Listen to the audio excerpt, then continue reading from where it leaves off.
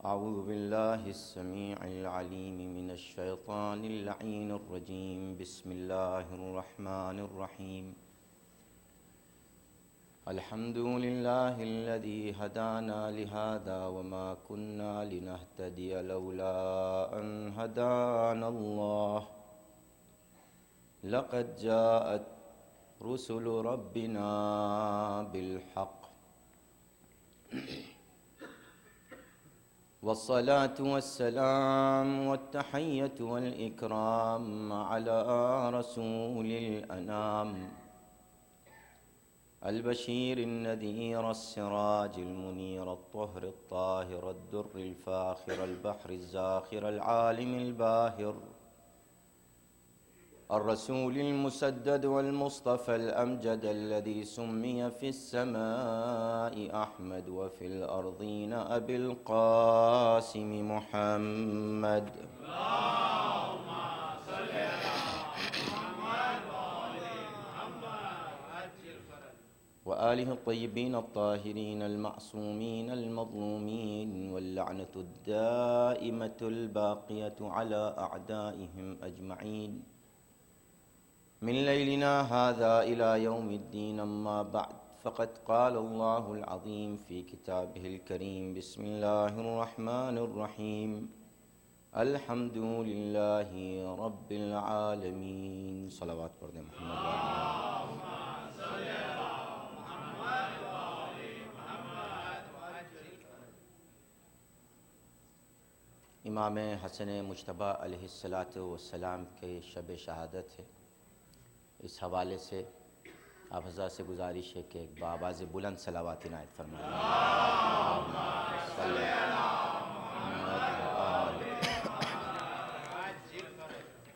اس سے قبل میں آپ کی خدمت میں معروضات پیش کروں، آپ حضرات سے گزارش ہے کہ سورہ فاتحہ کی تلاوت فرما کر اصغری بانو بنت منیر نواب، شبنم یاور بنت افضل حسین، عزت آرا بنت شمشاد علی، سکندر علی ابن شائق حسین، منور علی ابن سکندر علی، سکندر آغا ابن احمد عالم، مشہدی آغا ابن احمد عالم، آمنہ بیگم بنت احمد عالم کی ارواح کو ایصال فرمائیں۔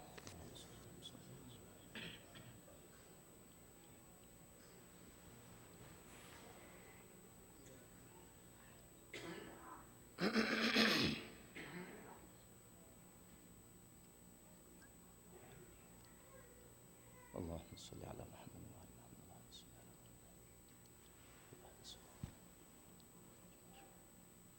صلوات پڑھ دیں محمد اللهم صل على محمد وعلى محمد وعجل فرج۔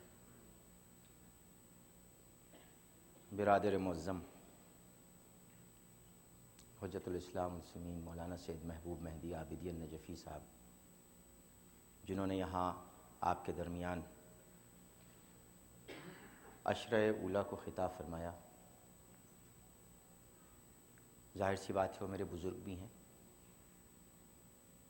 میرے استاد بھی ہیں، ہمارے کرم فرما بھی ہیں،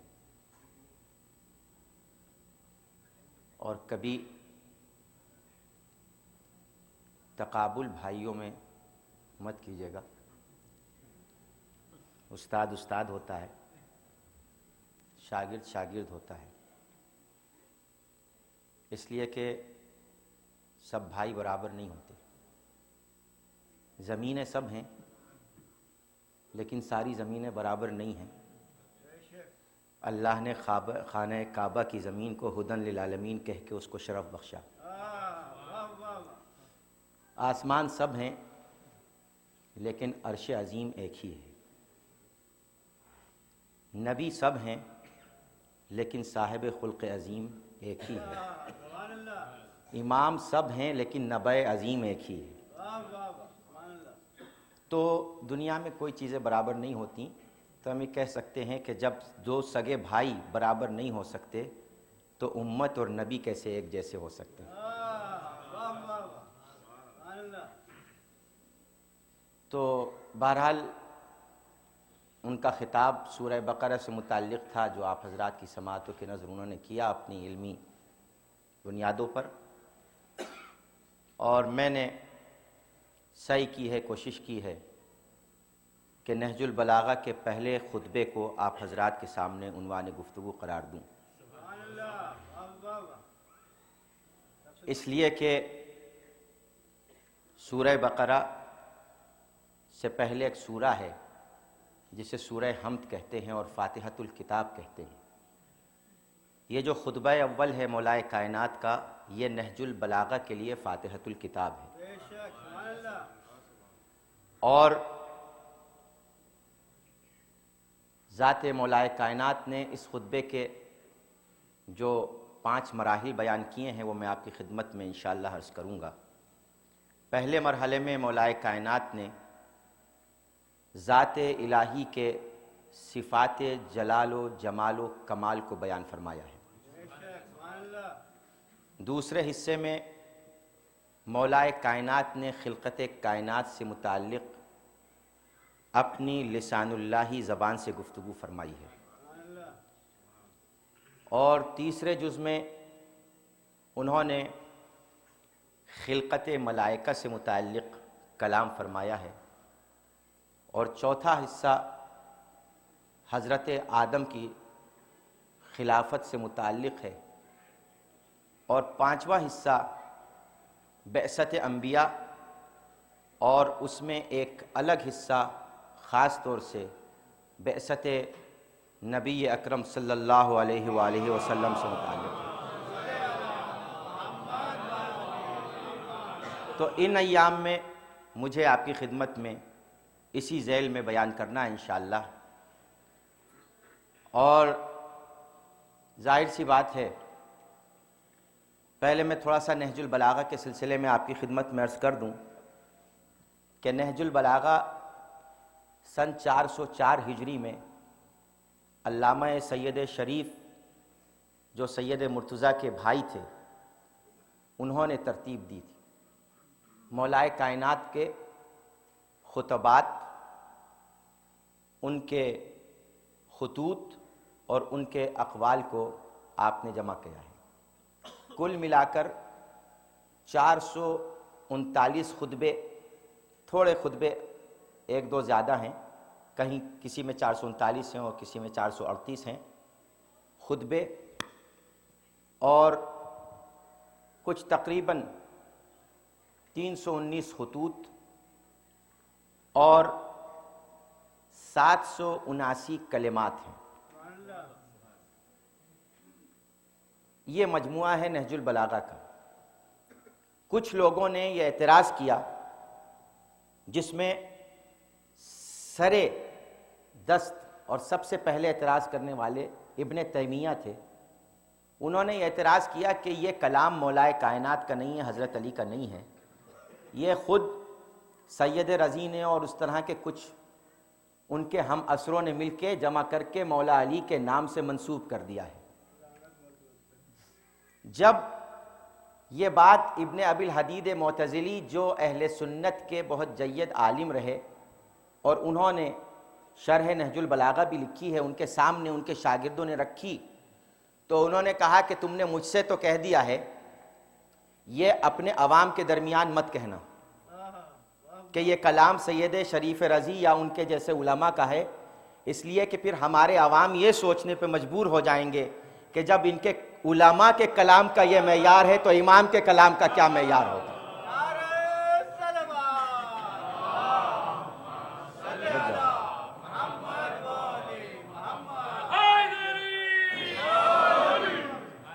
ہے نا؟ تو اب ظاہر سی بات ہے کہ ویسے بھی کلام الامام کو امام الکلام کہا جاتا ہے، تحت کلام الخالق اور فوق کلام المخلوق کہا جاتا ہے۔ لہذا اگر کوئی یہ کہے کہ یہ بات سمجھ میں نہیں آتی کہ حضرت علی نے کہی ہوگی یا نہیں کہی ہوگی، تو کسی کی سمجھ کا کوئی ذمہ دار نہیں ہے، اس لیے کہ میں قرآن مجید کی ایک آیت آپ کی خدمت میں پیش کروں گا افہام و تفہیم کے حوالے سے، کہ اللہ نے تمام عالم انسانیت کو جو صاحبان عقل و خرد ہیں ان کو خطاب کرتے ہوئے ارشاد فرمایا کہ یسبح للہ ما فی السماوات و ما فی الارض وان من شیء الا یسبح بحمدہ ولکن لا تفقہون تسبیحہم، جو کچھ بھی آسمانوں میں ہے اور زمینوں میں ہے وہ تسبیح پروردگار کرتا ہے، لیکن وہ تسبیح پروردگار ان من شیء الا یسبح بحمدہ، کائنات کی کوئی شے ایسی نہیں ہے کہ جو اللہ کی تسبیح اور حمد نہ کرتی ہو، ولیکن لا تفقہون تسبیحہم، وہ کرتی ہیں تسبیح لیکن تمہاری سمجھ میں نہیں آتی، تمہاری سمجھ میں نہیں آتی۔ اب اللہ نے یہاں پر توجہ چاہتا ہوں لفظ شے کا استعمال کر کے یہ بتایا کہ جتنی اشیاء ہیں کائنات کی وہ سب تسبیح پروردگار کرتی ہیں لیکن تمہاری سمجھ میں نہیں آتی۔ اگر دیکھنا ہے کہ کس کی سمجھ میں آتی ہیں تو سنگریزے کو دست رسول پہ رکھو اور اس کے بعد دیکھو کہ تسبیح کرتا ہے یا نہیں کرتا۔ امام حسن مجتبیٰ علیہ السلام سے کسی نے کہا کہ دست نبی پہ آ کے سنگریزے تسبیح پروردگار کرتے تھے، تو آپ نے وہیں سے تھوڑے سے سنگریزے اٹھائے اپنے ہاتھ پہ رکھے، جیسے ہی رکھے تسبیح پروردگار کرنے لگے، اللہ نے ان کو زبان عطا کر دی۔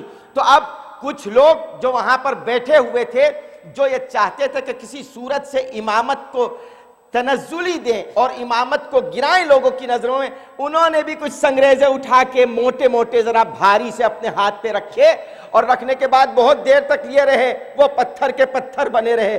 توجہ چاہتا ہوں تو امام سے پھر انہی لوگوں نے سوال کیا کہ یا ابن رسول اللہ یہ کیا بات ہے، پتھر آپ کے ہاتھ پہ آ کے بول پڑا، ہمارے ہاتھ پہ نہیں بولتا ہے۔ تو امام نے ارشاد فرمایا پتھر کے سامنے پہلے حجت اللہ ہونے کی دلیل پیش کرنی پڑتی ہے۔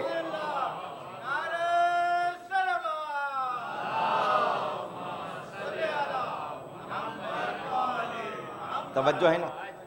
تو کوئی جب مجھے کہنے دیجئے کہ جو جمادات ہیں، نباتات ہیں، اشجار ہیں، احجار ہیں، ان کی تسبیح نہیں سمجھ سکتا یہ انسان، تو جس کا کلام فوق کلام مخلوق ہو، یہ تو کوشش کی جاتی ہے سمجھنے کی۔ اسی لیے ہم مجتہد کو مجتہد کیوں کہتے ہیں؟ سمجھنے کی کوشش کرنے والا۔ مجتہد کو بھی یہ حق حاصل نہیں ہے کہ وہ یہ کہتے میں سمجھ گیا قرآن یا میں سمجھ گیا کلام امام۔ وہ انشاءاللہ بھی سلسلہ گفتگو رہے گا تو میں آپ کی خدمت میں عرض کروں گا۔ مولا کائنات نے اپنے خطبے کا آغاز الحمدللہ الذی لا یبلغ مدحتہ القائلون سے کیا، الحمدللہ سے کیا۔ اب میں یہ چاہتا ہوں آپ کی خدمت میں کہ پہلے، کیونکہ کچھ لوگ مکس کر دیتے ہیں، اشتباہ کر دیتے ہیں لفظ حمد میں اور لفظ شکر میں، لیکن دونوں میں فرق ہے۔ حمد میں اور شکر میں بڑا فرق ہے۔ میں آپ کی خدمت میں قرآن کے حوالے سے انشاءاللہ پیش کروں گا، اور نہج البلاغہ کے اور خطبات ائمہ معصومین کے حوالے سے، جو معصومین کے خطبات ہیں ان کے حوالے سے میں آپ کی خدمت میں انشاءاللہ بھی پیش کروں گا کہ حمد میں اور شکر میں فرق کیا ہے۔ حمد ثنا کو کہتے ہیں، مدحت کو کہتے ہیں، لیکن المدح باللسان، صرف زبان سے اگر آپ کسی کی تعریف کر رہے ہیں تو وہ حمد ہے۔ لیکن شکر المدح باللسان وبالقلب وبالارکان، شکر زبان سے بھی ادا ہوتا ہے، دل سے بھی ادا ہوتا ہے، اور اعضاء و جوارح سے بھی ادا ہوتا ہے۔ حمد میں اور شکر میں یہ فرق ہے کہ حمد صرف زبان سے۔ اب دوسرا فرق کیا ہے حمد اور شکر میں؟ حمد نعمت اور غیر نعمت دونوں کے لیے ہوتی ہے۔ مثال کے طور پہ کوئی شخص ہے بہت بڑا پہلوان ہے، آپ نے اس کی تعریف کر دی، تو اس کی جو شجاعت ہے، اس کی شجاعت نے بظاہر آپ کو کوئی فائدہ نہیں پہنچایا، لیکن آپ اس کی شجاعت کی تعریف کر رہے ہیں، اس کے کمال کی تعریف کر رہے ہیں، تو کمال کی تعریف کرنا حمد ہے، نعمت کے مقابلے پہ تعریف کرنا شکر ہے۔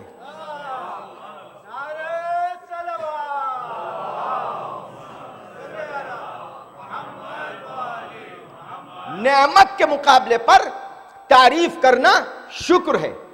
قرآن میں اللہ نے دونوں کا ذکر کیا ہے، حمد کا بھی اور شکر کا بھی۔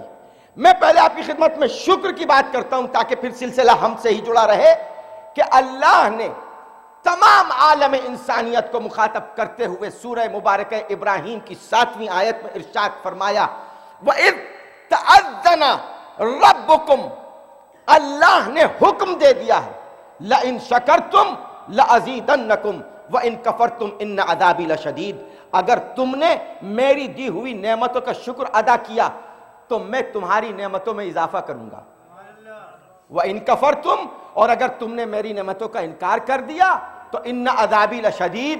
اب آپ ذرا سا یہ قرآن کی فصاحت و بلاغت ملاحظہ فرمائیں کہ اللہ نے پہلی آیت میں کہا اگر تم نے نعمت کا شکر کیا تو میں تمہاری نعمتوں میں اضافہ کروں گا، تو دوسری آیت میں یہ تو ہونا چاہیے تھا ٹکڑے میں کہ اگر تم نے انکار نعمت کیا تو تم سے نعمتوں کو سلب کر لوں گا، کم کر لوں گا۔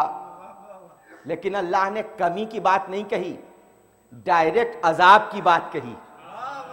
توجہ چاہتا ہوں، اللہ نے وہاں کہا کہ اگر شکر نعمت کرو گے اضافہ کروں گا، اور اگر نعمتوں کا انکار کرو گے تو میں عذاب نازل کروں گا۔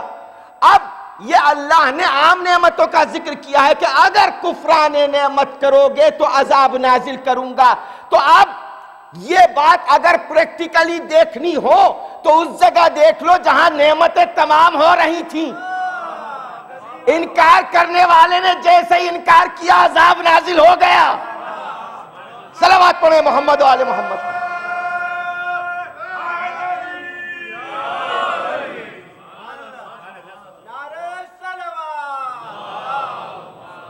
ہے نا؟ اچھا، بہت شکریہ۔ ابھی دیکھیے انہوں نے مجھے رومال دیا، میں نے کہا شکریہ، تھینک یو۔ یہ جو شکر ہے یہ اللہ نے فطرت بشری میں رکھ دیا، نیچر میں رکھ دیا۔ آپ تو اس ملک میں رہتے ہیں کہ جہاں قدم قدم پہ تھینکس اور تھینک یو ہوتا ہے، اور اس کو بہت بے ادب سمجھا جاتا ہے کہ جو کسی کا کام کر دے اور ایک تھینک یو بھی نہ کہے، ایک شکریہ بھی نہ کہے۔ تو اللہ خالق ہو کے کہہ رہا ہے عام بندوں سے کہ میرا شکر ادا کرو۔ ٹھیک ہے، عام بندوں میں اگر سارے شکر گزار ہوتے تو اللہ یہ مطالبہ ہی نہ کرتا کہ میرا شکر ادا کرو، بلکہ اس نے پھر سورہ مبارکہ سبا میں ارشاد فرمایا اعملوا آل داؤد شکرا وقلیل من عبادی الشکور، اے آل داؤد میرا شکر عملی طور پر ادا کرو۔ اے عملی طور پر ادا کرو۔ میں نے عرض کیا نا کہ شکر کے 3 مراحل ہیں، الشکر باللسان والشکر بالقلب والشکر بالجوارح والارکان۔ اللہ نے آل داؤد سے کہا کہ میرا شکر ادا کرو عملی طور پر، اس لیے کہ میرے شکر گزار بندے بہت کم ہیں۔ وَقَلِيلٌ مِّنْ عِبَادِيَ الشُّكُورِ، ایک تو اللہ نے قلیل کا لفظ استعمال کیا، اس کے اوپر عربی لغت کے اعتبار سے، گرامر کے اعتبار سے تنوین تقلیل رکھ دی کہ بہت کم ہے میرے شکر گزار بندے۔ اچھا، مطالبہ کس سے ہے؟ داؤد اور آل داؤد سے کہ میرا شکر ادا کرو۔ پھر اس نے تمام انبیاء کو مخاطب کر کے ارشاد فرمایا کہ میں نے جو تم کو نعمت نبوت بھی دی، کیا تم اس پر شاکر ہو؟ فَهَلْ أَنْتُمْ شَاكِرِينَ، کیا تم شاکر ہو، شکر کر رہے ہو میرا؟ تو سب نے کہا ہاں پروردگار ہم تیرا شکر ادا کر رہے ہیں۔ توجہ چاہتا ہوں، حضرت موسیٰ ہیں، اللہ نے حضرت موسیٰ سے کہا موسیٰ میرا شکر ادا کر دو۔ حضرت موسیٰ نے کہا پالنے والے میں جب بھی یہ والا شکر ادا کرتا ہوں پھر ایک اور شکر میرے اوپر واجب ہو جاتا ہے، پھر ایک اور شکر میرے اوپر اس لیے واجب ہو جاتا ہے کہ میں یہ سوچتا ہوں کہ یہ جو شکر کرنے کی نعمت تو نے دی ہے، توجہ چاہتا ہوں، یہ جو شکر کرنے کی نعمت تو نے دی ہے، اگر تو یہ توفیق نہ دیتا تو یہ شکر بھی ادا نہ ہوتا، ہے نا؟ تو وَقَلِيلٌ مِّنْ عِبَادِيَ الشُّكُورِ، یہ دیکھیے آیتیں آپ حضرات کی خدمت میں ہے۔ تو پھر آل داؤد سے، تمام عالم انسانیت سے، آل داؤد سے، حضرت موسیٰ سے، تمام انبیاء سے اللہ نے کہا تم میرا شکر ادا کرو، تم میرا شکر ادا کرو. پھر اس نے ارشاد فرمایا وَسَيَجْزِي الشَّاكِرِينَ، اس لیے کہ اللہ شکر کرنے والوں کو جزا عطا فرمائے گا، انعام عطا فرمائے گا. اور جب یہ بات طے ہو گئی کہ اللہ شکر کرنے والوں کو، اچھا پھر اللہ نے خود اپنے لیے کہا ان اللہ شاکر علیم، اللہ بھی شکر کرنے والا ہے. اور کیسا شکر کرنے والا ہے؟ عام بندوں کی طرح نہیں ہے کہ کسی کا شکر ادا کر دیا جس کا نہیں کرنا چاہیے تھا. توجہ چاہتا ہوں، جس کا نہیں کرنا چاہیے تھا اس کا شکر ادا کر دیا، جس کا کرنا چاہیے تھا اس کا نہیں کیا. اللہ نے کہا شاکر بھی ہے، علیم بھی ہے، وہ جانتا ہے کس کا مجھے شکر ادا کرنا ہے خدا ہو کر، ہے نا؟ کس کا شکر مجھے ادا کرنا ہے خدا ہو کر. توجہ چاہتا ہوں، بس یہاں اگر آپ نے توجہ کر لی نا تو انشاءاللہ سلسلہ گفتگو آگے بڑھ جائے گی. عزیزان گرامی، اللہ کہہ رہا ہے ان اللہ شاکر علیم، اللہ شکر کرنے والا ہے. اچھا پالنے والے، اب تک تو نے یہ کہا، اب تک تو نے یہ ارشاد فرمایا تم سب میرا شکر ادا کرو، انبیاء میرا شکر ادا کریں، آل داؤد میرا شکر ادا کریں، موسیٰ میرا شکر ادا کریں. یہاں تک کہ جب اللہ نے حضرت سلیمان اور حضرت داؤد کو علم دیا تو ارشاد فرمایا کہ وَلَقَدْ آتَيْنَا داؤد وسلیمان علما وقال الحمد للہ الذی فضلنا علی کثیر من عبادہ المؤمنین. یہ انہوں نے بھی شکر خدا ادا کیا، الحمدللہ کہہ کے شکر خدا ادا کیا. سارے انبیاء نے شکر کیا، لیکن اللہ کہہ رہا ہے میں بھی شکر کرنے والا ہوں. پالنے والے، تو نے کس کا شکر ادا کیا؟ کب ادا کیا یا کرے گا؟ کہا سورہ دہر اٹھا کے پڑھ لو، ان ھذا کان لکم جزاء وکان سعیکم مشکورا. ساری کائنات اللہ کا شکریہ ادا کرتی ہے، اللہ اہل بیت کا شکر ادا کر رہا ہے.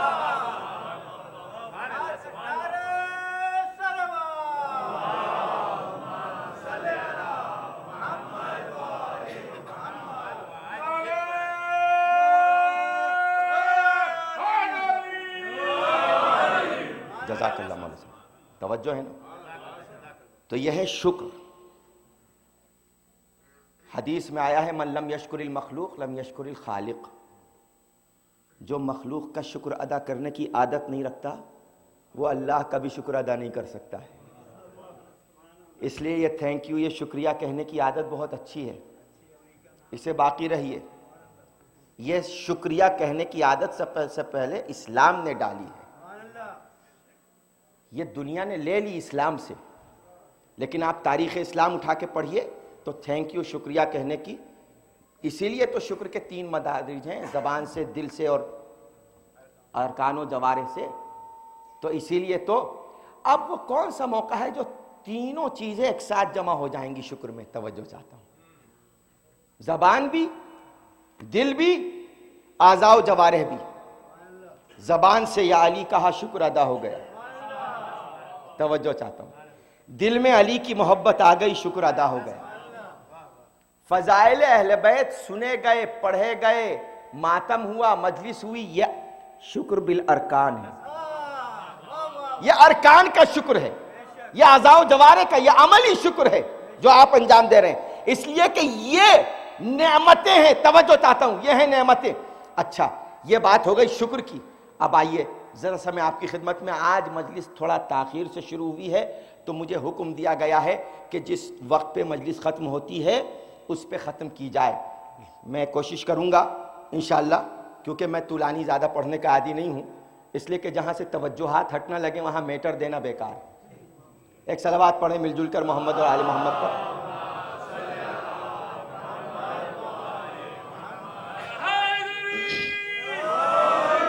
اچھا آئیے، اب مسئلہ ہے آپ کی خدمت میں حمد.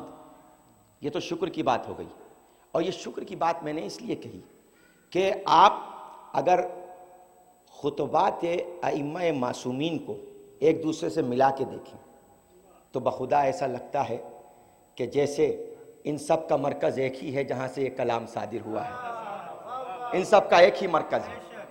آپ بی بی سیدہ کے خطبے کو دیکھیے، انہوں نے کیا الحمدللہ علی ما انعم وَلَهُ الشُّكْرُ عَلَى مَا الْحَمْ۔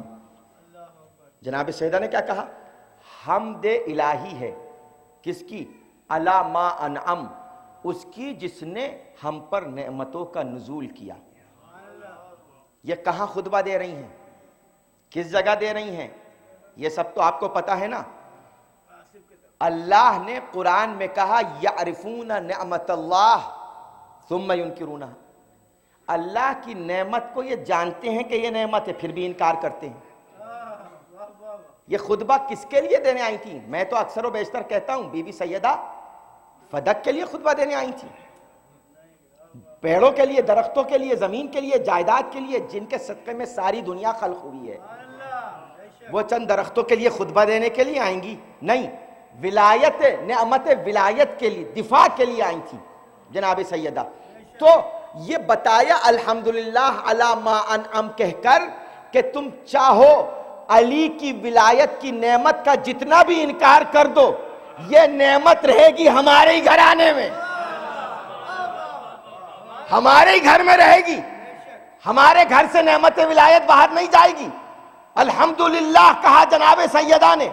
دیکھیے نہج البلاغہ شروع ہوا الحمدللہ الذی لا، ایک درود پڑھ محمد رسول اللہ۔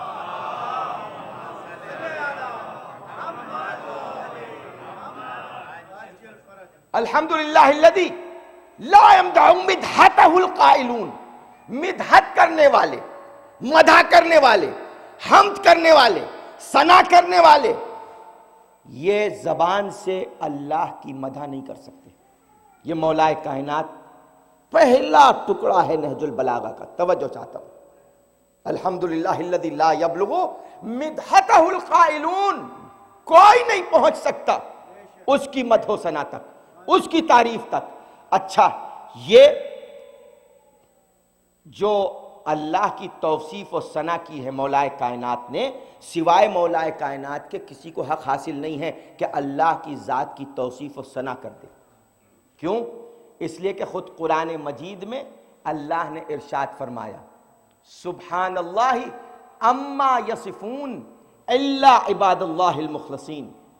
اللہ اس چیز سے بے نیاز ہے کہ جو لوگ اللہ کے بارے میں کہتے رہتے ہیں، کہتے رہیں، جو بھی ان کا تصور ہے، جو بھی ان کا عقیدہ ہے، مگر میری تعریف تو وہی کر سکتے ہیں جو میرے مخلص بندے ہیں، جو میرے مخلص بندے ہیں وہی میری تعریف کر سکتے ہیں۔ تو مولا کائنات الحمدللہ سے شروع کر رہے ہیں، جناب سیدہ نے الحمدللہ سے شروع کیا۔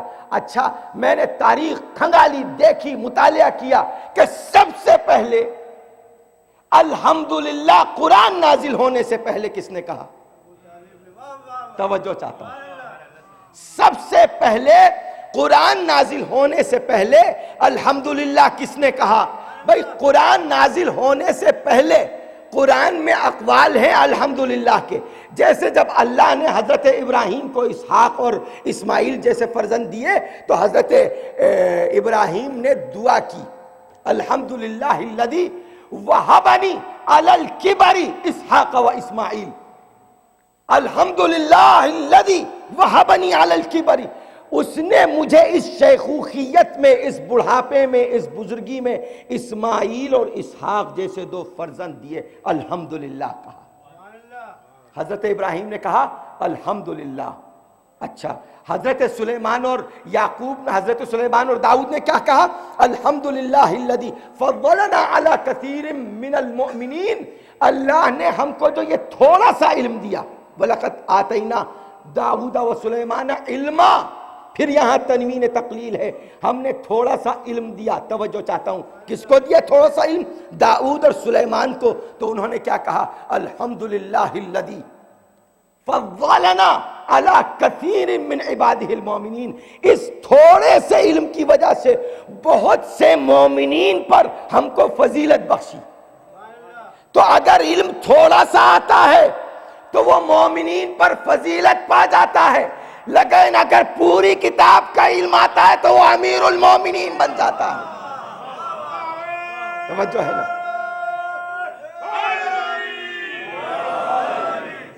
وہ امیر المومنین بن جاتا ہے. تو کس نے کہا قرآن نازل ہونے سے پہلے سب سے پہلے الحمدللہ؟ میں نے دیکھا کہ حضرت ابو طالب کے آباء و اجداد بھی دعائے حضرت ابراہیم کی وجہ سے سب کے سب مسلمان تھے. تو ان میں سے کسی نے کہا تعریف کی اللہ کی، لیکن لفظ حمد کے ساتھ نہیں کی. جیسے حضرت ہاشم کا خطبہ ملتا ہے، ایھا الناس، اے لوگو، نحن رب المکہ و منا، ہم اس مکے اور منا کے پالنے والے ہیں، اس کو پالتے ہیں. یا حضرت عبد المطلب کا خطبہ ملتا ہے، لفظ ان اللہ سے شروع ہوتا ہے، لیکن الحمدللہ سے حضرت ابو طالب نے شروع کیا قرآن نازل ہونے سے پہلے. اچھا یہ تو آپ نے سنا ہوگا، کوئی بات نہیں. لیکن یہاں کچھ لوگ اعتراض کرتے ہیں کہ صاحب آپ لوگ کیسا کفر بکتے ہیں، ابو طالب کا جملہ اللہ قرآن میں کیوں رکھے گا؟ اچھا اگر یہی بات ہے تو اب میں کسی نبی کی مثال نہیں دینے جا رہا ہوں آپ کی خدمت میں. قرآن میں ہے، اللہ نے نقل کیے ہیں قول. جب حضرت یوسف کی عصمت پہ مسئلہ آیا تو زلیخا کا خالہ زاد بھائی تھا 3 دن کا گہوارے میں، اللہ نے اس کو قوت گویائی دے دی عصمت کی گواہی کے لیے. توجہ چاہتا ہوں، عصمت کی گواہی کے لیے قوت گویائی دے دی اللہ نے. اور جب قوت گویائی دی تو سورہ مبارکہ یوسف کی 27ویں اور 28ویں آیت میں اللہ نے ارشاد فرمایا کہ اس بچے نے فیصلہ کر دیا کہ ان کان قمیصہ قد من قبل فصدقت وهو من الكاذبین وان کان قمیصہ قد من دبر فکذبت وهو من الصادقین. اگر یوسف کا دامن آگے سے پھٹا ہے تو زلیخا سچی ہے، یوسف جھوٹے ہیں. اور اگر یوسف کا دامن پیچھے سے پھٹا ہے تو یوسف سچے ہیں، زلیخا جھوٹی ہے. یہ فیصلہ 3 دن کے بچے نے کیا. توجہ چاہتا ہوں، مجمع جو تھا واپس چلا گیا، کسی سے بحث نہیں کی. کیوں بحث نہیں کی؟ اس لیے معاملہ تھا معصوم کا. توجہ چاہتا ہوں، معاملہ تھا معصوم کا. تو اب یہ کہا کس نے؟ بچے نے کہا. اللہ نے اس کو قرآن میں جگہ دی یا نہیں دی؟ اسے جگہ دی یا نہیں دی؟ اچھا چھوڑیے، ارے بھائی یہ تو پھر بھی عصمت کا مسئلہ تھا.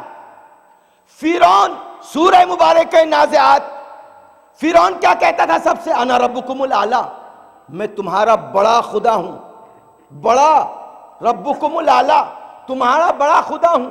اللہ نے فرعون کے قول کو قرآن میں جگہ دی یا نہیں دی؟ کہہ رہا تھا فرعون، لیکن اللہ نے قرآن میں جگہ دی اس کو. توجہ چاہتا ہوں.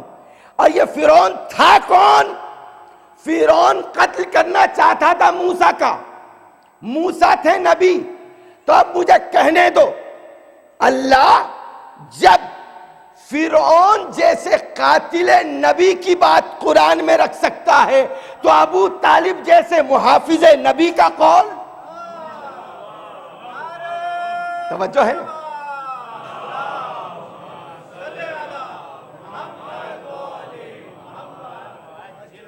اچھا یہ فرق ہے، لیکن دونوں میں فرق ہے. وہاں آپ صرف ایک فکر پڑھ رہے ہیں کہ فرعون یہ کہتا تھا.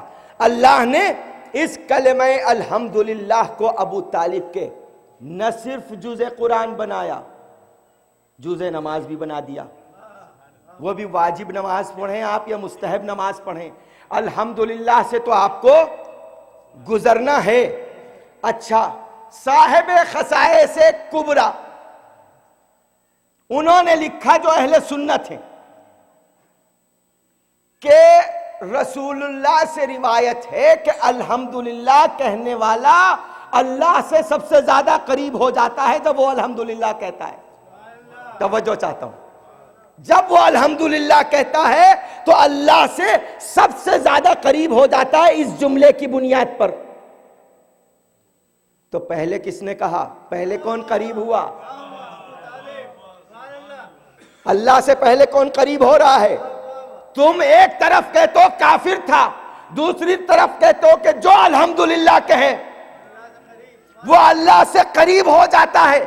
اچھا، ہمارے اور تمہارے الحمدللہ کہنے میں فرق ہے.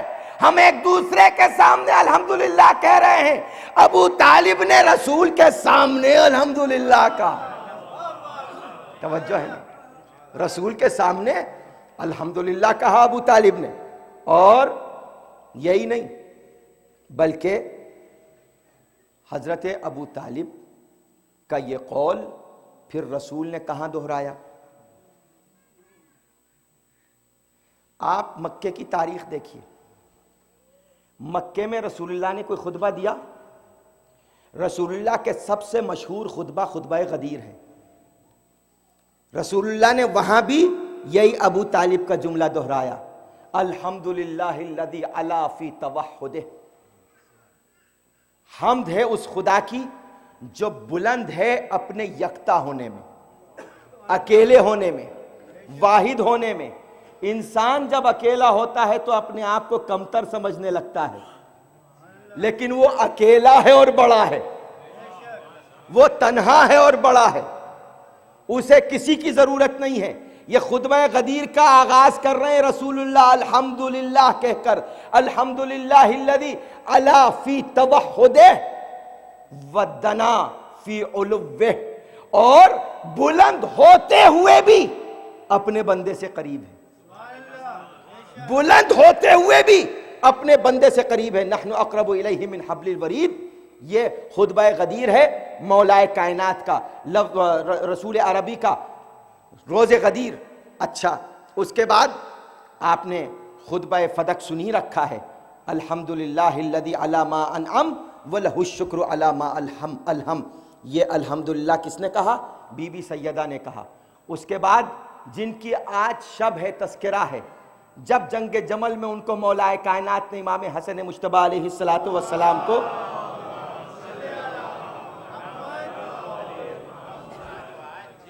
علم دے کے بھیجا تو آپ نے وہاں خطبہ دیا منافقوں کے سامنے، الحمدللہ الذی عزیز الجبار الکبیر المتعال. الحمدللہ، حمد ہے اس خدا کی کہ جو صاحب عزت ہے، جو صاحب جبروت ہے، جو سب سے بڑا ہے، جو سب سے بلند ہے. بظاہر تو یہ اللہ کی صفات بیان ہو رہی ہیں، لیکن ایسا لگتا ہے کہ یہ صفات اہل بیت میں بھی ہیں. الحمدللہ الذی، وہ خدا جو صاحب عزت ہے، وہ خدا جو صاحب جبروت ہے، جبروت. اچھا، اہل بیت صاحب عزت ہیں یا نہیں ہیں؟ کیسے صاحب عزت ہیں کہ اللہ نے جب ان کا تذکرہ کرنا چاہا تو اپنی عزت کی قسم کھائی اور ارشاد فرمایا قرآن میں، العزت للہ ولرسولہ وللمؤمنین. عزت یا اللہ کے لیے ہے، یا رسول کے لیے ہے، یا مومنین کے لیے ہے. یہ صرف اس ٹکڑے کا میں آپ کی خدمت میں ترجمہ پیش کرنا چاہ رہا ہوں امام حسن مجتبی کی، کہ الحمدللہ کے بعد جو آپ نے منافقوں کو خطاب کیا جنگ جمل میں، اور اس کے بعد پھر کہا کہ وہ صاحب عزت ہے، وہ صاحب جبروت ہے. اب صاحب جبروت کسے کہتے ہیں نا؟ طاقت والا. تو اوپر تو طاقت والا وہ ہے، لیکن یہاں طاقت والا کون ہے؟ یہاں طاقت والا وہ ہے کہ جس کے پاس ذوالفقار ہوگی، جو لافتہ ہوگا. اچھا، اس کے بعد پھر آپ نے ارشاد فرمایا امام حسن مجتبی علیہ السلام نے ایک اور درود پڑھ دے محمد وآل محمد پر، الکبیر، جو بڑا ہے، المتعال، متعال متفاعل کے صیغے میں جاتا ہے، لیکن اس کی اصل علو ہے، بلندی ہے. اب وہاں تو وہ متعال ہے، وہ بلند ہے، وہ علی ہے، یہاں یہ علی ہے، یہاں یہ علی ہے. یہ خطبہ امام حسن کا. اچھا، میں انشاءاللہ آخر میں پیش کروں گا وہ جملہ جو امام حسین علیہ السلام نے کب اور کہاں کیسے الحمدللہ کے ساتھ بیان کیا.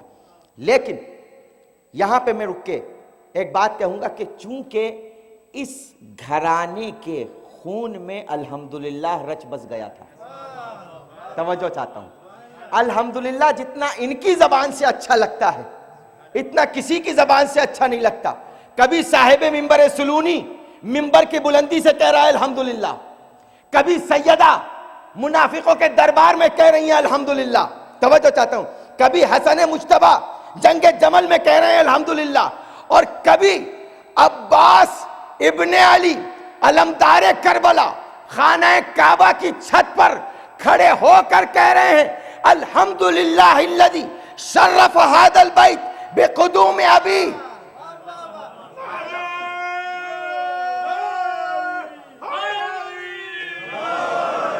اس خدا کی حمد ہے کہ جس نے اس خانہ کعبہ کو شرف بخشا. کس بات سے؟ کہ اس کا باپ آیا ہے خانہ کعبہ میں. یہ نہیں کہا خانہ کعبہ کا بیٹا، خانہ کعبہ کا باپ. توجہ چاہتا ہوں، کون کہہ رہا ہے؟ میرے مولا عباس کہہ رہے ہیں، خانہ کعبہ کی بلندی سے الحمدللہ کہہ رہے ہیں. توجہ چاہتا ہوں، خانہ کعبہ کی حسین کی موجودگی میں، امام کی موجودگی میں الحمدللہ کہہ رہے ہیں. اچھا، یہ تو خانہ کعبہ کا خطبہ ہوا لفظ الحمدللہ کے ساتھ. دیکھیے وراثت میں ابو طالب سے کہاں جا رہی ہے بات، الحمدللہ کی بات کہاں تک پہنچی. ابھی انشاءاللہ آپ کے اذہان عالیہ کو پہنچانا چاہوں گا ادھر. اور اس کے بعد جب دربار یزید میں علی کی بولتی نہج البلاغہ زینب نے خطبہ دیا ہے تو یہاں سے بات شروع کی الحمدللہ والصلاة والسلام علی ابی محمد. حمد خدا ہے اور صلوات اور سلام ہو میرے باپ محمد پر.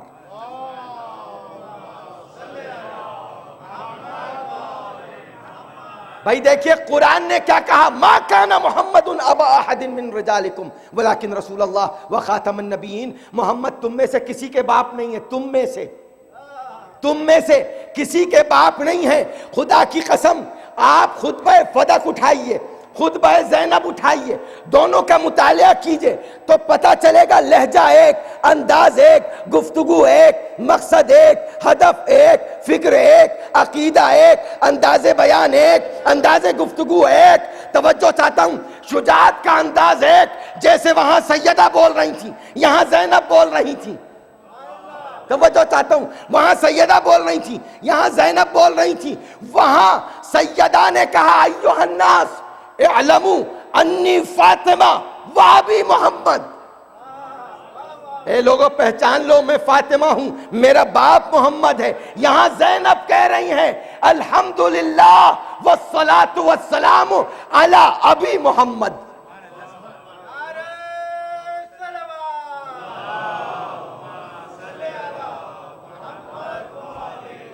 توجہ ہے. اور جب اس الحمدللہ نے معراج پائی، نماز میں الحمدللہ پڑھ لینا میرے بھائیوں آسان ہے، جماعت میں الحمدللہ پڑھ لینا آسان ہے، لیکن نو کے نیزہ کی بلندی سے. توجہ چاہتا ہوں، سورہ کہف کی تلاوت کی، اور سورہ کہف کہاں سے شروع ہوتا ہے؟ الحمدللہ الذی انزل علی عبدہ الکتاب ولم یجعل لہ عوجا. حمد خدا ہے کہ جس نے اپنے بندے محمد پر کتاب کو نازل کیا اور اس میں کوئی کجی نہیں رکھی. یہ حسین نو کے نیزہ سے الحمدللہ نہیں کہہ رہے تھے قرآن کی آیت پڑھ کے، بلکہ ابو طالب کی فکر کا اعلان کر رہے تھے. کہ ابو طالب نے الحمدللہ کہا، میرے باپ نے الحمدللہ کہا، میری ماں نے الحمدللہ کہا، میرے بھائی نے الحمدللہ کہا، میری بہن نے الحمدللہ کہا، اب میں الحمدللہ کہہ رہا ہوں. توجہ ہے نا. یہ الحمدللہ کے اوپر جب بات آئی تو مولا کائنات نے یہیں سے خطبے کا آغاز کیا. الحمدللہ الذی لا یبلغ مدحتہ القائلون. کہنے والے اس کی مدح و ثنا نہیں کہہ سکتے، نہیں کر سکتے، کیونکہ قرآن مجید میں بھی اللہ نے ارشاد فرمایا لو ان ما فی البحر ما فی الارض اقلام والبحر یمد من بعدہ سبعۃ ابحر ما نفدت کلمات اللہ. اگر یہ ساری دنیا درخت جو ہیں اس کے درخت کے قلم بن جائیں اور یہ سمندر روشنائی بن جائیں تب بھی اللہ کی مدح و ثنا بیان نہیں ہو سکتی. اللہ کی مدح و ثنا بیان نہیں ہو سکتی. یہ مدح و ثنا کون بیان کر رہا ہے؟ اللہ کی. وہ بیان کر رہا ہے کہ جس کی مدح و ثنا خود آج تک بیان نہ کر سکا کوئی. اور یہ دعوت فکر ہے کہ پہلے جو اللہ کی مدح و ثنا منبر کی بلندی سے علی جیسا بیان کر رہا ہے پہلے اس کی فضیلتوں کو گن لو، اس کے بعد اللہ کی فضائل کو گننا.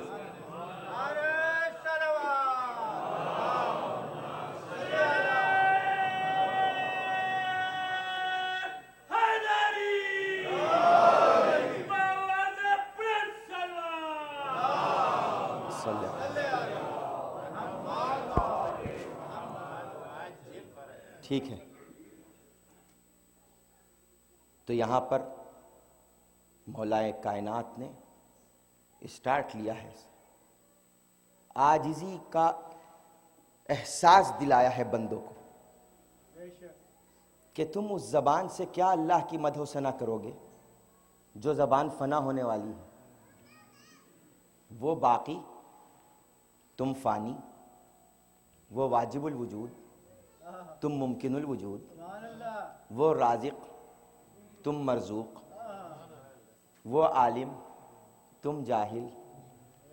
وہ قوی، تم ضعیف. تم کیا اللہ کی مدح و ثنا کرو گے؟ اور مدح و ثنا تو کر سکتے ہو، اجازت ہے. یہ اس کی رحمانیت ہے، یہ اس کی کریمیت ہے، یہ اس کی رحیمیت ہے کہ تم کو اجازت دے دی کہ اس کی مدح و ثنا کرو، مگر مدح و ثنا کا حق کوئی ادا نہیں کر سکتا. اس لیے کہ تمہارے اندر واجب اور ممکن کا فرق ہے. ممکن واجب تک نہیں پہنچ سکتا. توجہ چاہتا ہوں اس جملے پہ. ممکن واجب تک نہیں پہنچ سکتا. ناممکن ہے کہ ممکن واجب تک پہنچ جائے. واجب کے کمال کے خلاف ہے کہ وہ ممکن تک آ جائے. پوری توجہ. کمال واجب کے خلاف ہے کہ وہ ممکن تک آ جائے. لیکن ایک مثال دے دوں آپ کو اور قرآن سے ہی دوں گا. بنی اسرائیل نے تھوڑی دیر کے لیے موسیٰ سے کہا تھا ارین اللہ جہرتن، اللہ کو دکھوا دے. موسیٰ سے کہا اللہ کو دکھوا دیجئے. اللہ آیا؟ اللہ نے اپنے آپ کو دکھایا؟ نہیں دکھایا. تو کیا دکھایا؟ ایک جھلک دکھلائی اپنے نور کی. ایک جھلک دکھلائی. اور یہ جو جھلک دکھلائی یہ کون تھی؟ یہ جناب سیدہ کے کلام سے واضح ہے. الحمدللہ الذی وہاں بھی ہے الذی خلق النور من النور وانزل النور علی الطور. جس نے نور کو نور سے خلق کر کے کوہ طور پہ اتار دیا. توجہ چاہتا ہوں. کوہ طور پہ اتار دیا تو سب کے سب مر گئے اور قرآن نے کہا فخر موسیٰ صاعقا. اس نور کو دیکھ کر موسیٰ بے ہوش ہو گئے. موسیٰ کو ہوش نہیں رہا کہ وہ کہاں ہیں. اس نور کو دیکھ کے توجہ چاہتا ہوں ہم میں اور موسیٰ میں یہ فرق ہے کہ وہ نور کو دیکھ کے بے ہوش ہو گئے. دنیا ہمارے اوپر الزام لگاتی ہے یہ علی کی محبت میں بے ہوش ہو گئے. ہم بغیر دیکھے بے ہوش ہوئے، موسیٰ دیکھ کے بے ہوش ہوئے.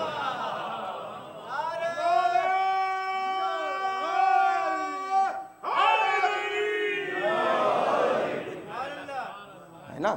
تو اب ذرا غور کیجئے، یہ کلام کس کا کلام ہے؟ مولا علی کا کلام ہے.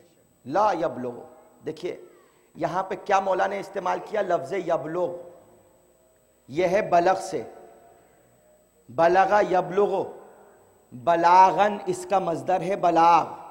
دیکھیں تھوڑی سی میں اصطلاحات استعمال کرنے کا عادی ہوں، لیکن انشاءاللہ اس سے نتیجہ جب نکالوں گا تو انشاءاللہ آپ محظوظ ہوں گے۔ بلاغ، الحمدللہ الذی لا یبلغ، بلاغ کسے کہتے ہیں؟ پہنچنے کو۔ پورے قرآن میں لفظ بلاغ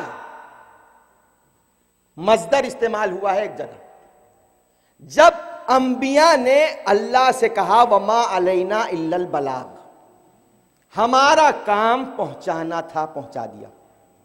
توجہ چاہتا ہوں، ہمارا کام پہنچانا تھا، پہنچا دیا۔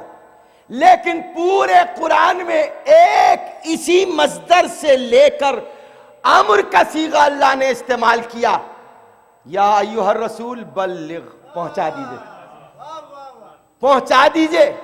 علی کہہ رہے ہیں اللہ تک کوئی نہیں پہنچ سکتا، اللہ کہہ رہا ہے علی کا نام بندوں تک پہنچا دو۔ توجہ ہے نا، بندوں تک پہنچاؤ علی کا نام۔ تو لفظ بلغ، بلاغ یعنی پہنچا، الحمدللہ لا یبلغ، انسان پہنچ نہیں سکتا، اس کی مدحت اللہ تک پہنچ نہیں سکتی۔ قائلون، چاہے کتنے ہی زیادہ بولنے والے ہوں، کچھ لوگ ہوتے ہیں خاموش طبیعت، کچھ لوگ ہوتے ہیں بہت بولتے ہیں۔ مولا کائنات نے یہاں وہ لفظ استعمال کیے کہ چاہے کتنے ہی بولنے والے ہوں، کتنے ہی لسان ہوں، لیکن اللہ کی مدح وہ پہنچا نہیں سکتے لوگوں تک۔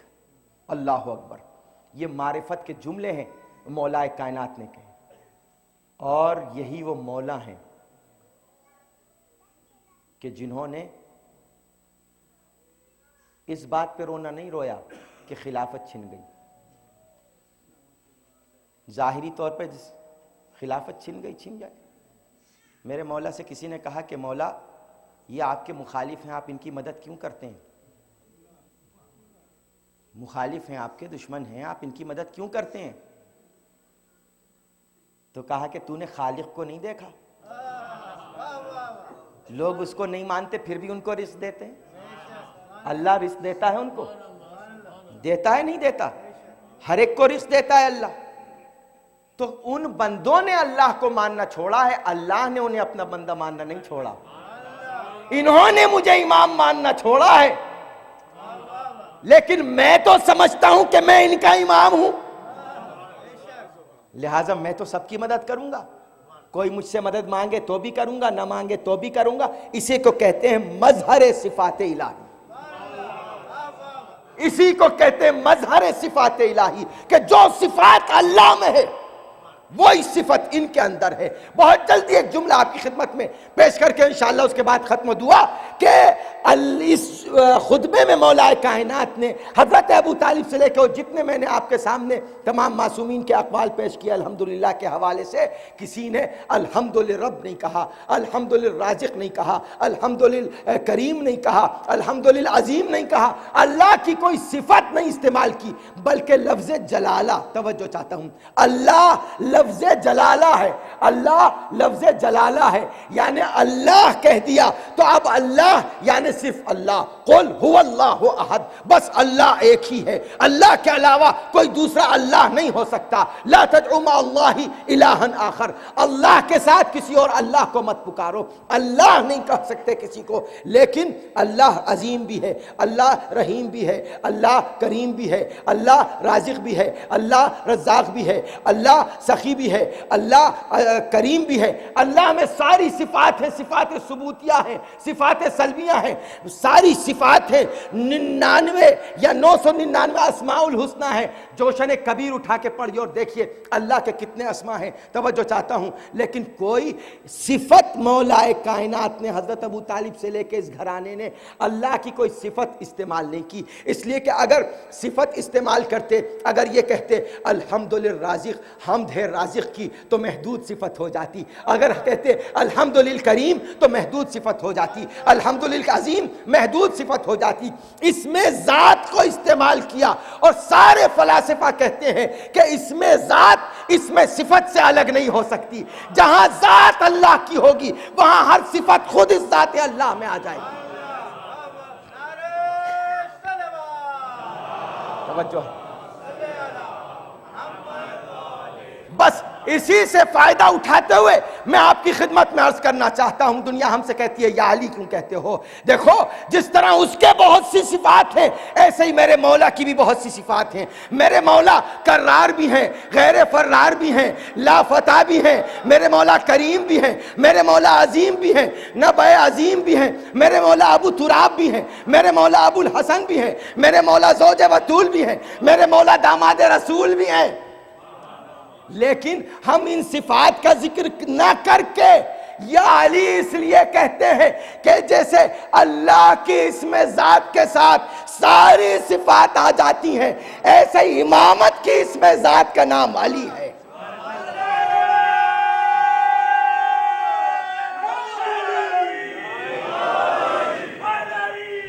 امامت کی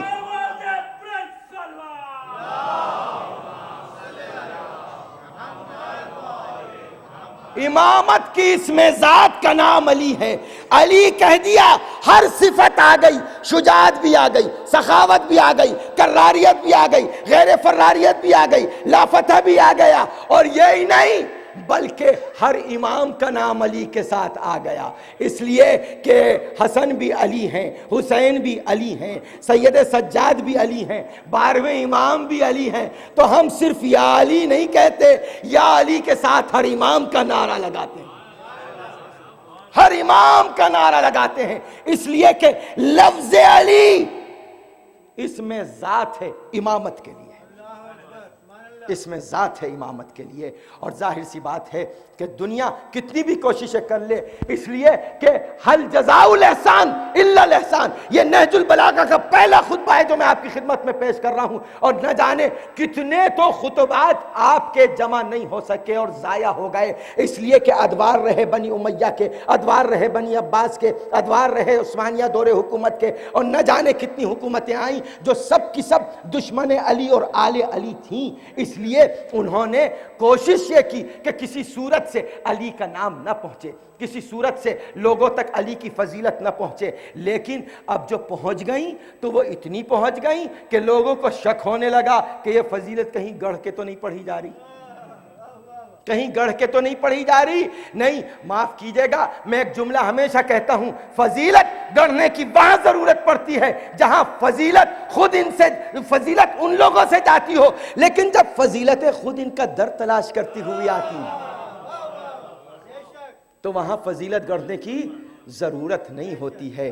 اور سنا ہوگا آپ نے، جن کے رتبے ہیں سوا ان کو سوا مشکل ہے۔ میرے مولا امام حسن مجتبیٰ علیہ السلام، بس آخری جملے ہیں، سنیے، اس میں ایک میسیج ہے، اس میں ایک پیغام ہے، غور و فکر کا پیغام ہے۔ جب آپ نے معاویہ سے صلح اپنے شرائط پہ کی، آپ تاریخ اٹھا کے پڑھیے، میرے مولا حسن نے شرطیں پیش کی تھیں، بالکل صلح حدیبیہ کی طرح کہ رسول اللہ نے شرطیں پیش کی تھیں، حالانکہ ایک شرط رسول اللہ نے مان لی تھی ان کی کہ یہ رسول اللہ کا لفظ کاٹ دو، لیکن صلح امام حسن مجتبیٰ میں امام حسن نے کوئی شرط اپنے مد مقابل کی یزید کے باپ کی نہیں مانی تھی، ساری شرطیں اپنی منوائیں۔ یہ الگ بات ہے کہ اس کا پیمانہ پتہ چل گیا کہ جو پہلے ہاں کہے بعد میں نہ کہے، پہلے بخن کہے بعد میں مکر جائے، یہ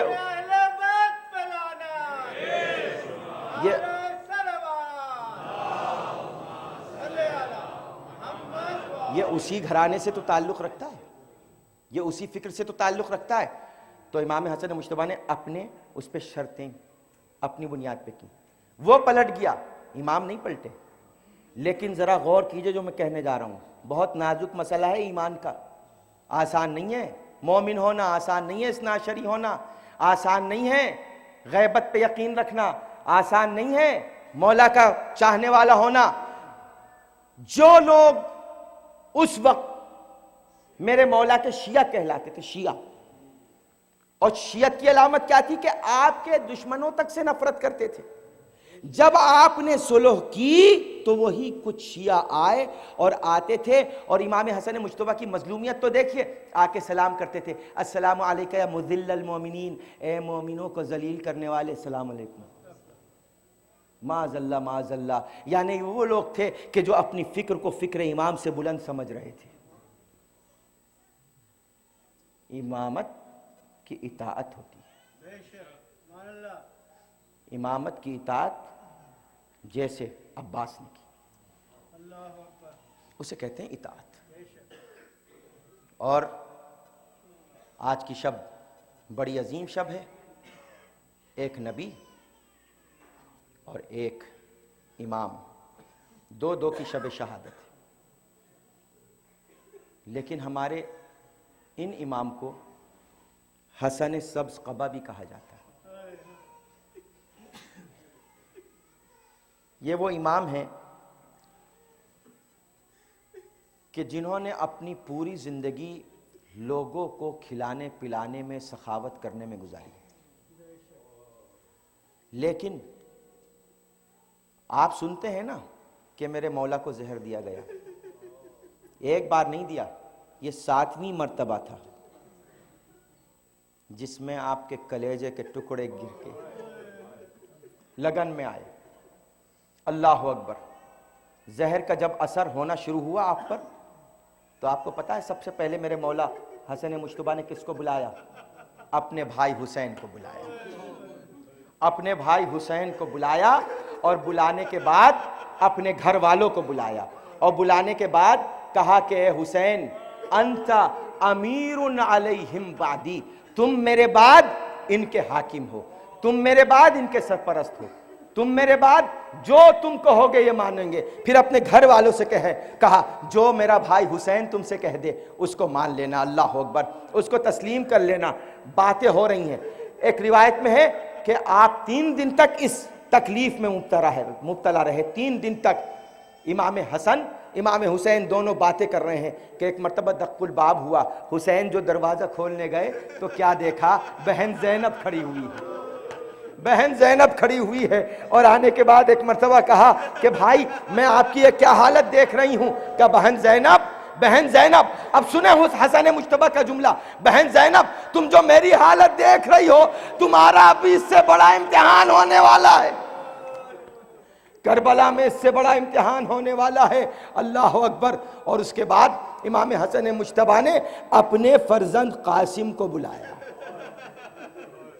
بلانے کے بعد قریب بلا کے پیشانی پہ بوسہ دیا، بوسہ دینے کے بعد ایک مرتبہ اپنی جیب سے ایک تعویذ نکال کے قاسم جیسے ننھے معصوم کے بازو پہ باندھ کے کہا اے قاسم جب مصیبت کا وقت آئے تو یہ تعویذ کھول لینا، اللہ اکبر۔ مجھے وہ تذکرہ نہیں کرنا، آپ کو معلوم ہے کہ وہ تعویذ کب کھلا اور کہاں کھلا اور کیسے کھلا، وہ سب آپ کے علم میں ہے عزیزو۔ لیکن اس کے بعد جب میرا امام شہید ہوا تو کیسے شہید ہوا؟ آپ کے کلیجے کے 72 ٹکڑے جب لگن میں گرے اور حسین سے نہ دیکھا گیا، عباس سے نہ دیکھا گیا، زینب سے نہ دیکھا گیا، تو ایک مرتبہ حسن مجتبیٰ نے اسی انداز میں کہا کہ اے زینب آج میرے 72 ٹکڑے گرے ہیں لیکن کربلا میں 72 لاشیں دیکھو گی۔ اے زینب سنو، ابھی تو کچھ بھی نہیں ہے، ابھی میرے جنازے پہ تیروں کی بارش ہوگی، لیکن اے زینب کربلا میں میرا بھائی حسین 3 دن کا بھوکا پیاسا شہید ہوگا، اے زینب میرا ماجایا ذبح ہوتا رہے گا تم دیکھتی رہو گی، اے زینب میرے ماجائے کا لاشا پامال ہوتا رہے گا تم دیکھتی رہو گی، اللہ اکبر۔ ہاں عزیزو، یہ مولا کائنات کے بعد پنجتن پاک کی چوتھی مجسم تصویر تھی جو اٹھ گئی تھی اس دنیا سے، امام حسن مجتبیٰ، اللہ اکبر۔ جنازہ لے جانے سے پہلے زندگی میں حسن مجتبیٰ نے امام حسین کو وصیت کر دی تھی کہ بھائی حسین اگر میرے جنازے کے سلسلے میں کوئی مسئلہ ہو تو خدا کے لیے لڑنا مت، جنگ مت کرنا۔ اور یہی ہوا کہ جب مسجد نبوی میں چاہا رسول کے پہلو میں دفن کرنا، لے جانا چاہا تو تیروں کی بارش ہوئی، روایتوں میں ہے کہ 80 تیر حسن مجتبیٰ کے جنازے میں پیوست ہوئے، جنازے سے خون بہنے لگا تو ایک مرتبہ عباس نے اپنی تلوار پہ ہاتھ ڈالا، نے ایسے ہی ڈالا۔ ایک مرتبہ حسین نے کہا بھائی عباس میرے بھائی نے وصیت کر دی ہے، میں مجبور ہوں، ورنہ خدا کی قسم ان کی کیا مجال کہ جو میرے بھائی کو اپنے نانا کے پہلو میں دفن نہ ہونے دیں۔ اللہ اکبر۔ اور اس کے بعد جنازے کو جنت البقیع لے جایا گیا۔ جنت البقیع آپ کو پتہ ہی ہے جنت البقیع میں کیا ہوا۔ آج جنت البقیع میں جتنے بھی امام ہیں، دوسرے امام، چوتھے امام، پانچویں امام، چھٹے امام، روایت کے مطابق جناب سیدہ حضرت ام البنین حضرت عباس کی والدہ، ان سب کی قبروں پہ سایہ نہیں ہے۔ اللہ اکبر۔ ہم جب جاتے ہیں خدا کی قسم، ابھی 2014 میں جو گیا تھا دل تڑپ گیا، ایسے ہی کچی قبریں پڑی ہوئی ہیں، ان کے اوپر کوئی سایہ نہیں ہے۔ اللہ اکبر۔ ہاں عزیزو، بس آخری جملے آپ کی خدمت میں عرض کر رہا ہوں۔ عزیزو، حسن مجتبیٰ کا جنازہ لے جا کر بقیع میں دفن کیا گیا۔ بنی ہاشم تھے اور بہت سا مجمع تھا جو ساتھ میں شریک ہو گیا تھا حسن مجتبیٰ کے جنازے پہ۔ میں کہوں گا مولا آپ نے حسین کو وصیت کی تھی کہ میرا غسل دینا، مجھے کفن پہنانا، میرا جنازہ تم اٹھانا۔ آپ کا جنازہ بھی اٹھا، آپ کو کفن بھی دیا گیا، آپ کو غسل بھی دیا گیا، لیکن اے میرے مولا آپ کو ذبح نہیں کیا گیا۔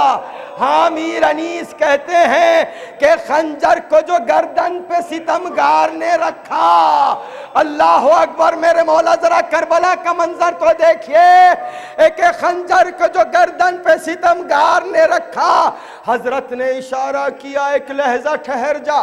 بے رحمی سے جلاد نے پوچھا سبب اس کا، رو کے یہ کہنے لگے شہ بے کس و تنہا، ارے برپانا کہیں حشر ہو، خنجر کے چلے سے اماں نے گلا رکھ دیا ہے میرے گلے پہ، اماں نے گلا رکھ دیا ہے میرے گلے پہ۔ میں کہوں گا مولا آپ کا جنازہ اٹھا، لیکن حسین کا جنازہ کربلا میں نہ اٹھا۔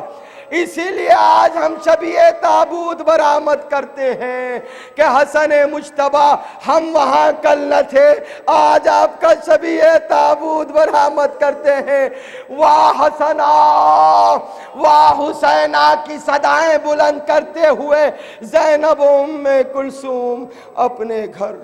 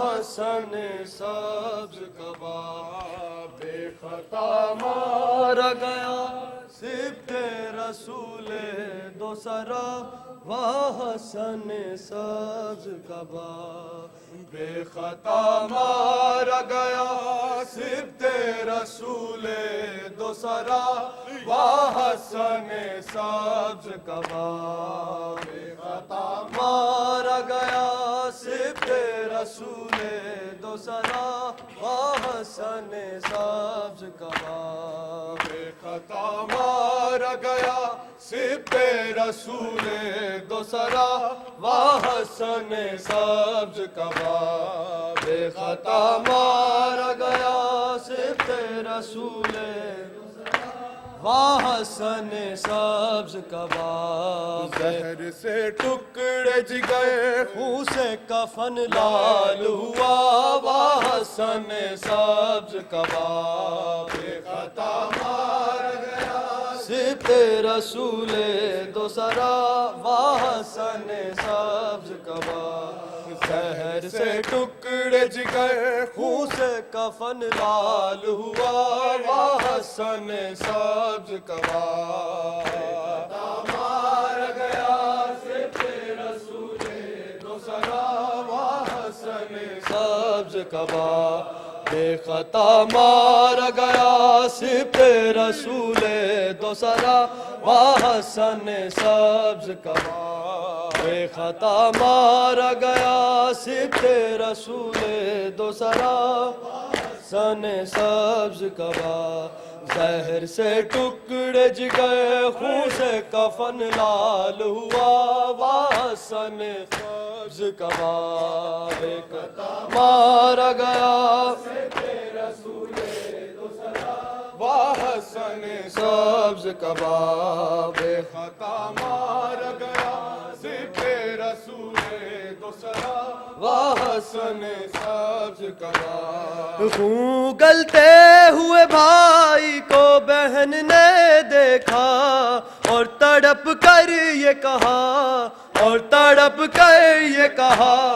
تیری غربت پہ بھائی تیری زینب ہو فدا وحسن سبز کباب بے خطا مارا گیا سبت رسول دوسرا وحسن سبز کباب بے خطا مارا گیا سبت رسول دوسرا وحسن سبز کباب بے خطا مارا گیا سبت رسول دوسرا وحسن سبز کباب زہر سے ٹکڑے جگر خون سے کفن لال ہوا وحسن سبز کباب بے خطا مارا گیا سبت رسول دوسرا وحسن سبز کباب بے خطا مارا گیا سبت رسول دوسرا وحسن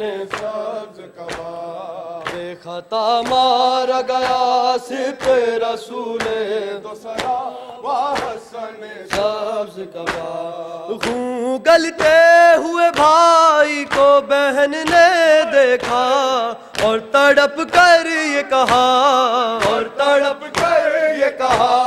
تیری غربت پہ بھائی تیری زینب ہو فدا وحسن سبز کباب بے خطا مارا گیا سبت رسول دوسرا وحسن سبز کباب بے خطا مارا گیا سبت رسول دوسرا وحسن سبز کباب زہر سے ٹکڑے جگر خون سے کفن لال ہوا وحسن سبز کباب بے خطا مارا گیا سبت رسول دوسرا وحسن سبز کباب بے خطا مارا گیا سبت رسول دوسرا وحسن سبز کباب گھر سے ایک بار جنازہ جو نکل جاتا ہے کب وہ پھر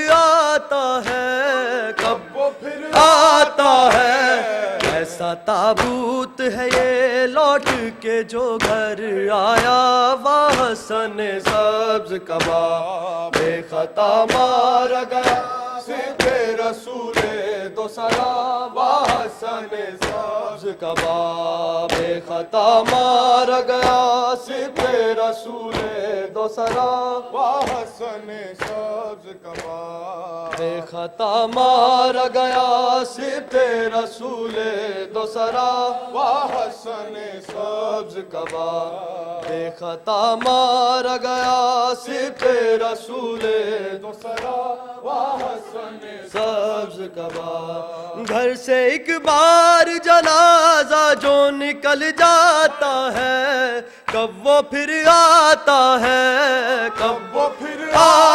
ہے ایسا تابوت ہے یہ لوٹ کے جو گھر آیا وحسن سبز کباب مارا گیا سبت رسول دوسرا واہ حسن سبز کمال بے خطا مارا گیا صف رسول دو سرا واہ حسن سبز کمال زہر سے ٹکڑے جگر خون سے کفن لال ہوا واہ حسن سبز کباب بے خطا مارا گیا صف رسول دو سرا واہ حسن سبز کباب شہ نے اس وقت جو غازی کو نہ روکا ہوتا حشر ہو جاتا بپا حشر ہو جاتا بتا تیر آتے نہ جنازے پہ تمہارے مولا واسن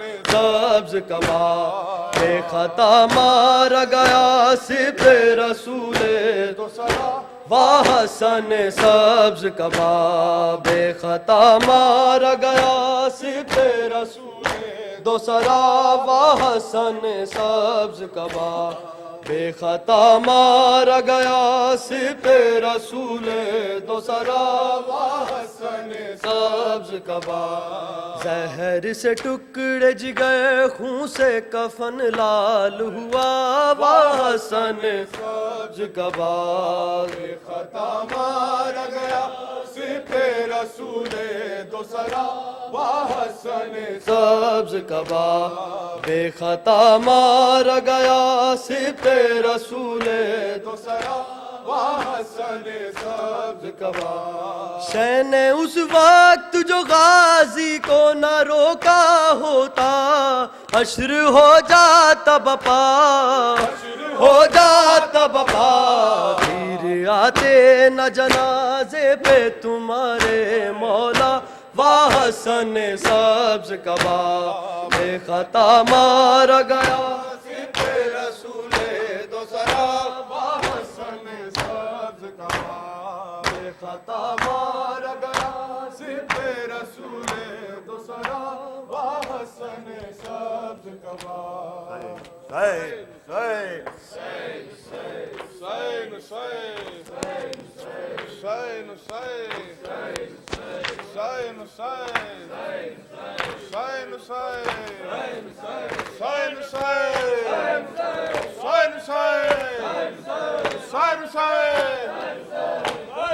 ہم آن علی جان علی شان علی ہیں ہم آن علی جان علی شان علی ہیں ہم آن علی جان علی شان علی ہیں ہم آن علی جان علی شان علی ہیں ہم آن علی جان علی شان علی ہیں ہم آن علی جان علی شان علی ہیں تبلیغ رسالت کے لیے نقش جلی ہیں ہم آن علی جان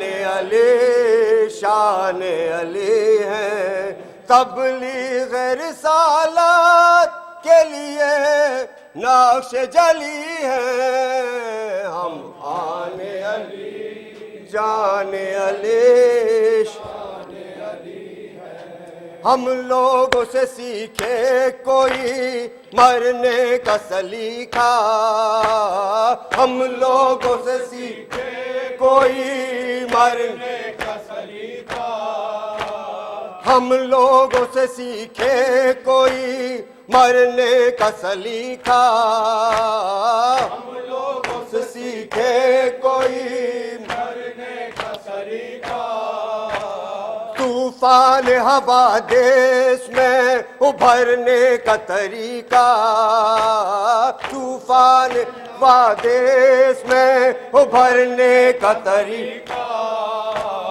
ہم طوفان حوادث میں ابھرنے کا طریقہ طوفان حوادث میں ابھرنے کا طریقہ ہم سرحد باطل پہ چراغان علی ہیں، ہم آن علی جان علی شان علی ہیں، آن علی جان علی شان علی ہے، ہم آن علی جان علی شان علی ہیں، ہم آن علی جان علی،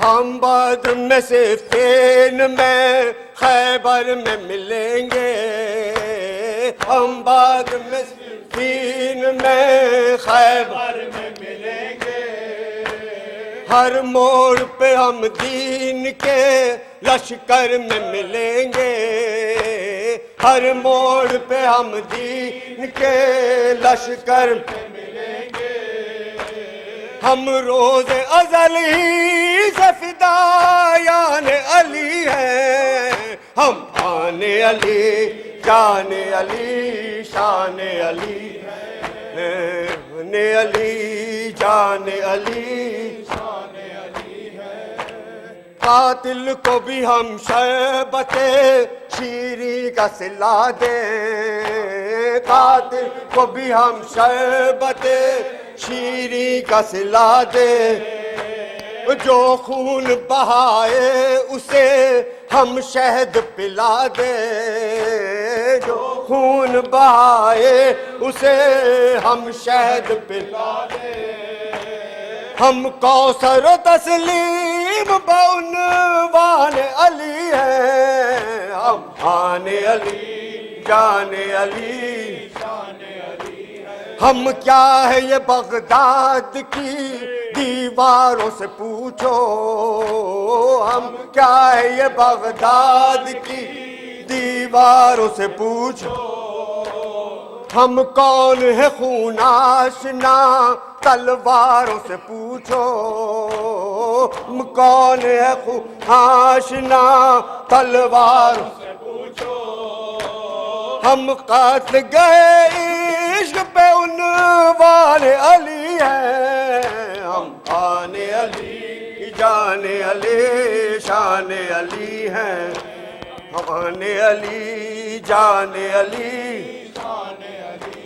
ہم کیا ہے یہ بغداد کی دیواروں سے پوچھو، ہم کیا یہ بغداد کی دیواروں سے پوچھو، ہم کون ہے خون آشنا تلواروں سے پوچھو، ہم کون خون آشنا تلواروں سے پوچھو، ہم قصد گئے عشق پہ احسان علی ہیں، ہم آن علی شان علی شان علی ہے، مولا ہی ہے مولا کے لیے جان بھی دیں گے، مولا ہی ہے مولا کے لیے جان بھی دیں گے، مولا ہی ہے مولا کے لیے جان بھی دیں گے، مولا ہی ہے مولا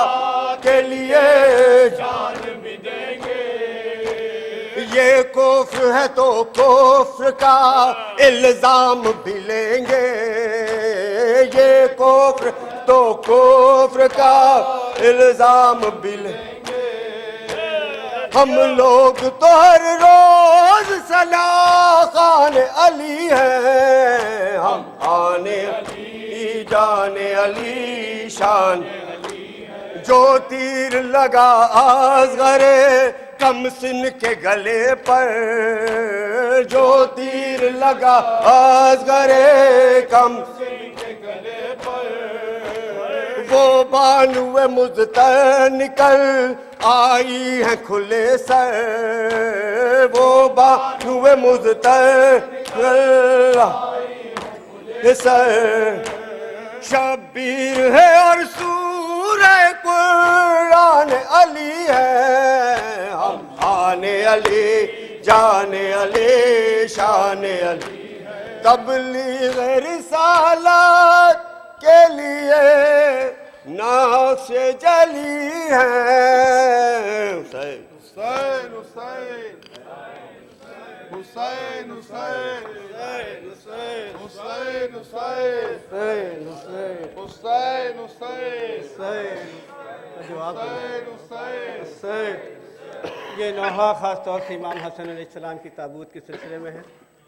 اٹھا ہے جنازہ امام حسن کا، اٹھا ہے جنازہ امام حسن کا، اٹھا ہے جنازہ امام حسن کا، اٹھا ہے جنازہ امام حسن کا، اٹھا ہے جنازہ امام حسن کا، اٹھا ہے جنازہ امام حسن کا، ہوا سوگ تازہ رسول زمن کا، اٹھا ہے جنازہ امام حسن کا، اٹھا ہے جنازہ ماتم امام حسن کا، جنازے پہ بھائی کے تیروں کی بارش، جنازے پہ بھائی کے تیروں کی بارش، جنازے پہ بھائی کے تیروں کی بارش، جنازے پہ بھائی کے تیروں کی بارش، کلیجہ پھٹا